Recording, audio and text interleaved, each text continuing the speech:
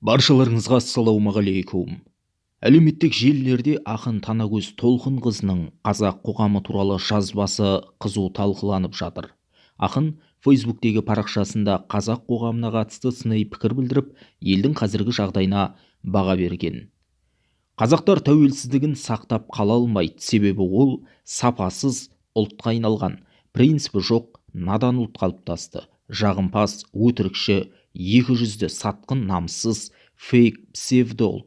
Өз тілінде сөйлемейді, құлдық сана етінен өтіп сүйегіне жеткен. Ешкімге ештеңе керек емес, ешкім ешкімге араша түспейді. Қорқақ, можан топай, дарақы, мақтаншақ, критикалық ойлау санасы қалыптаспаған, бейғам, жайбарақат, басына кім көрінген аяғын сүртіп кете береді.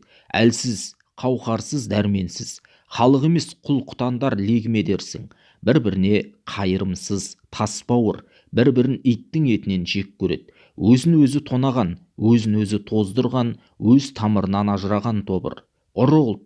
Бұл қасиет қазіргі біздің басты қасиетіміз. Жеу үшін жаратылғанбыз.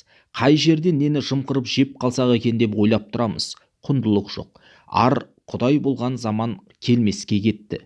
Қарны тойса болды, бәрін сатады. Адам емес, құлқын ғана көремін. Мына сөзге талағың тарс айырылса да айтайын, сендер ертең шүршіттің тілінде сөйлеп жоқ боласыңдар. Астананы басып алған қара құмырсқалар бұл елді енді өлсе де тастап, өз отанына қайтпайды, келген жерін отан қылады.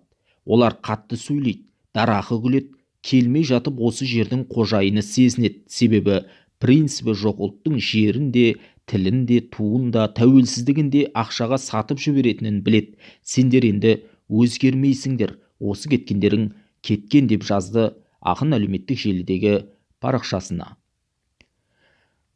Дәл қазіргі қоғамдағы құндылықтардың әлсірегенін, адамдардың бір-біріне жанашырлығы азайғанын және пайдакүнемдік пен жемқорлық кең тараған жазба халықтың қызу талқысына түсті. Расында Танагөз ханым дұрыс айтты ма, әлде оның жазуы қате ме? Төмендегі комментарийге пікір қалдырыңыз, каналға жазылып қолдау білдіруді ұмытпаңыз.